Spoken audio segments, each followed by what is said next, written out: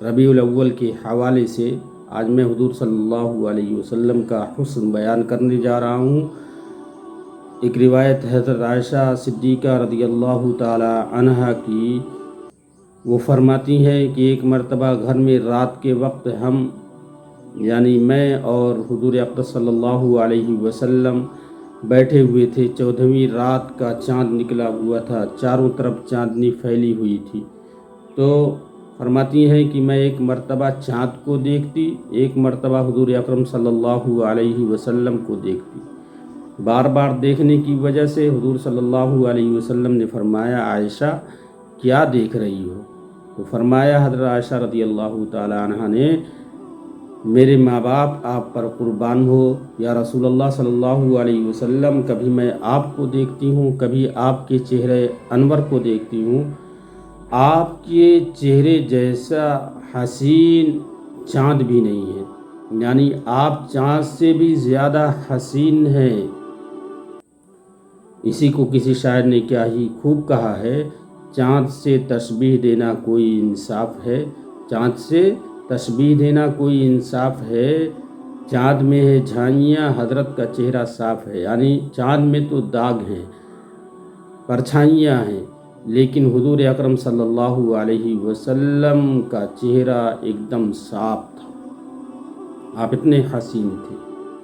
اسی کو حضرت حسان رضی اللہ تعالی عنہ فرماتے ہیں، وَأَحْسَنُ مِنْكَ لَمْ تَرَ قَطُّ عَيْنِي وَأَجْمَلُ مِنْكَ لَمْ تَلِدِ النِّسَاءُ خُلِقْتَ مُبَرَّأً مِنْ كُلِّ عَيْبٍ كَأَنَّكَ قَدْ خُلِقْتَ كَمَا تَشَاءُ۔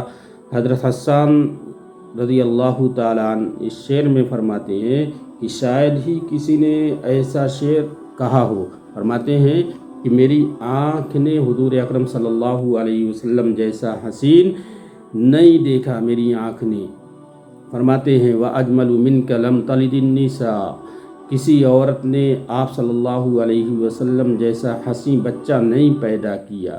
کیسے پیدا کرتے ہو؟ اللہ تعالیٰ نے آپ کے جیسا حسین، آپ کے جیسا خوبصورت کسی نبی کو نہیں بنایا، تو کوئی عورت کیسے جنتی؟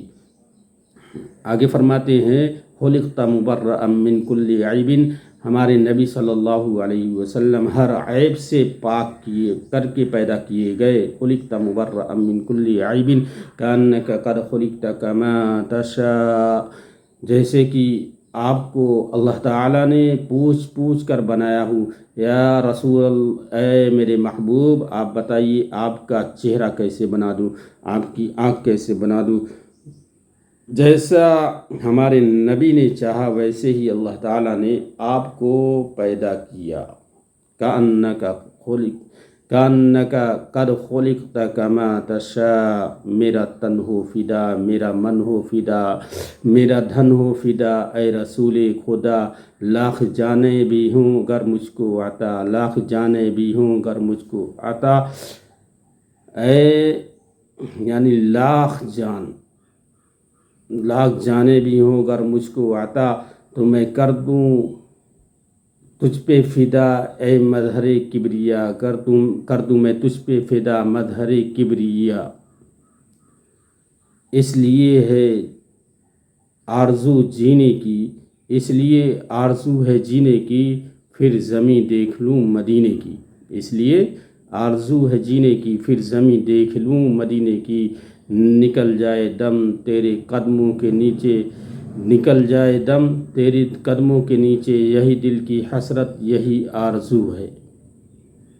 اللہ تعالی ہم سب کو حضور صلی اللہ علیہ وسلم کی صورت اور سیرت کو جاننے والا بنائے، اور ہمارے نبی صلی اللہ علیہ وسلم کا سچا عاشق رسول بنائے۔